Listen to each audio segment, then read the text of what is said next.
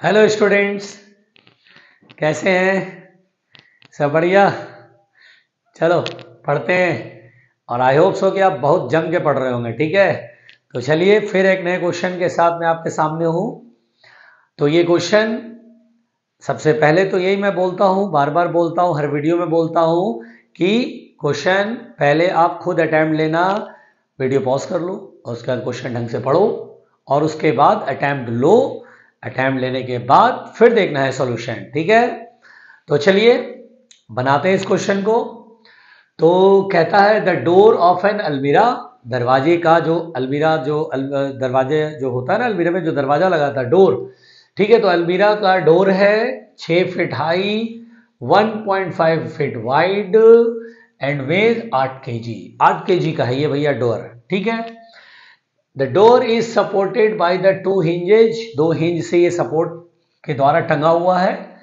Situated at a distance of 1 feet from the ends, दोनों and से 1 feet, ऊपर वाले एंड से भी नीचे वाले एंड से भी। ठीक है, दरवाजे का कब्जा हिंज जिसे बोलते हैं। If the magnitudes of the forces exerted by the hinges on the door are equal, तो फाइंड दिस मैग्नीट्यूड। सबसे पहली बात तो अपन डायग्राम बनाएंगे, सोल्यूशन। तो ये हमारा लेट अस सपोज ये हमारा जो है, ये हमारा दरवाजा है, डोर है भैया। ठीक, ये हमारा डोर है। कितना फिट हाई है? 6 फीट, तो ये 6 फीट का हो गया भाई। चलो बहुत बढ़िया। 1.5 फीट चौड़ा है, ये 1 फीट 1.5 फीट भैया, ये आपका वाइड भी है। ओके, 8 kg का वेट है, तो सेंटर ऑफ मास यहाँ पर। और टेढ़ा कहाँ जा रही है भाई? ये टेढ़ा जा रहा था 8G। चलो चलो चलो काम चला लेंगे 8G। अब कहता है the door is supported by 2 hinges situated at a distance of 1 feet from the end. अरे अच्छा, मतलब ये एंड से यहाँ पर ये आपका हिंज लगा है और 1 फीट यहाँ से, ये 1 फीट है, ये 1 फीट है और ये भी 1 फीट है। घबराने का नहीं। ठीक है, चलो।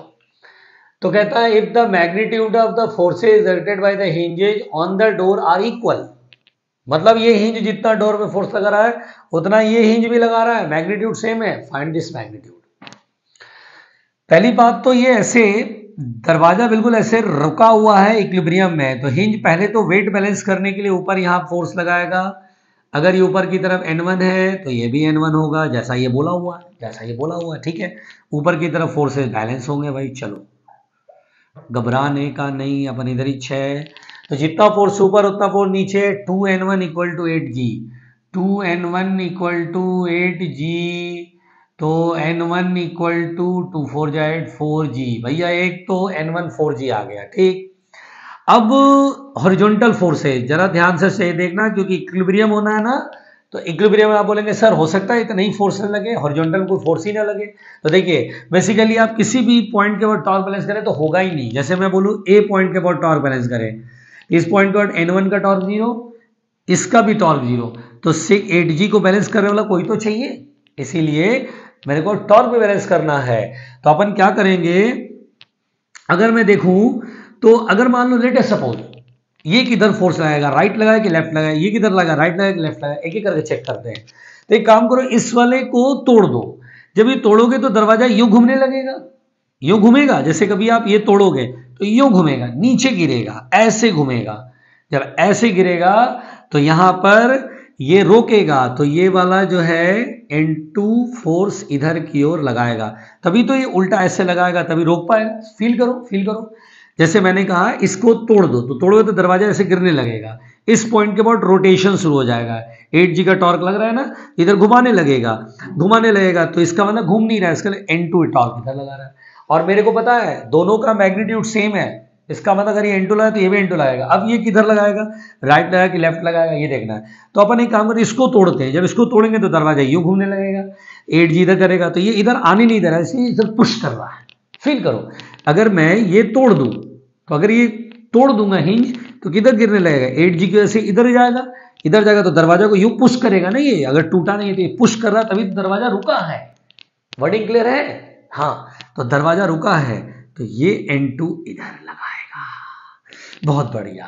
अब मैं क्या करूं भाई, मुझे N1 तो मिल गया, अब मुझे क्या चाहिए, N2। N2 के लिए क्या करूं, तो टॉर्क बैलेंस करना है। तो चलो किसके अबाउट टॉर्क बैलेंस करें, चलो बैलेंसिंग द टॉर्क अबाउट ए। ठीक है, बैलेंसिंग टॉर्क अबाउट ए। चलो भाई टॉर्क ए के अबाउट बैलेंस कर दे। ए या किसी भी हिंज को ले लो, कोई टेंशन थोड़ी ना है, कोई टेंशन थोड़ी ना है। चलो ए के अबाउट टॉर्क बैलेंस करते हैं। चलो भाई दिस इज ए, तो N1 का टॉर्क खत्म, N2 का टॉर्क खत्म। ठीक, ये वाला N1 का भी टॉर्क खत्म क्योंकि इसका भी लाइन ऑफ एक्शन इससे पास हो रहा है। N2 का टॉर्क ये इधर लगेगा और 8G का टॉर्क इधर। इस पॉइंट के अबाउट टॉर्क बैलेंस करें, ध्यान देना। तो N2 का टॉर्क और 8G का टॉर्क अपन को बैलेंस करना है। ठीक, चलो N2 का टॉर्क देखते हैं।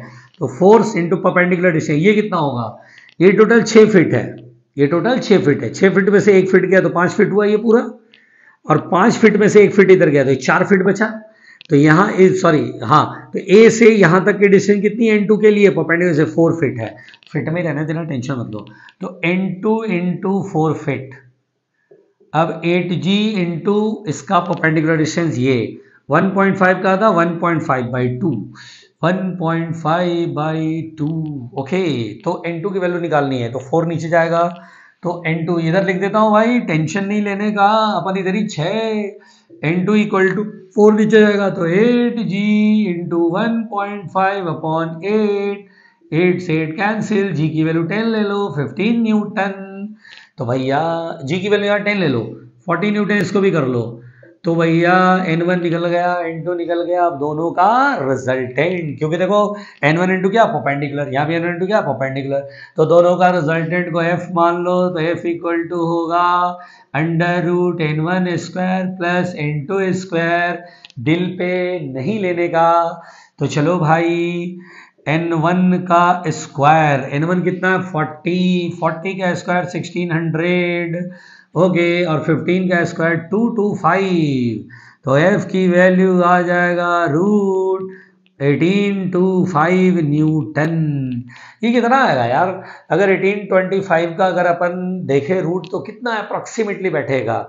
देखो भैया 40 से तो ऊपर बैठेगा, 40 से ऊपर बैठेगा, आइडिया ले लेते थोड़ा सा, 40 से ऊपर बैठेगा। ओके, और भाई भाई भाई भाई भाई 45 इंटू 45 कितना होता है, जरा देखना जरा, 45 इंटू 45, 45 इंटू 45, 5 5 जा 25, 2 5 4 जा 20 और 2 22, 5 4 जा 22, 4 4 जा 16, 18 हो जाएगा ना, 5 4 जा 20, 4 4 जा 16, 16 इंटू 18, 8, अरे यार 2025 बैठेगा नहीं यार, 45 तो नहीं आएगा, 45 तो नहीं आएगा, अरे यार।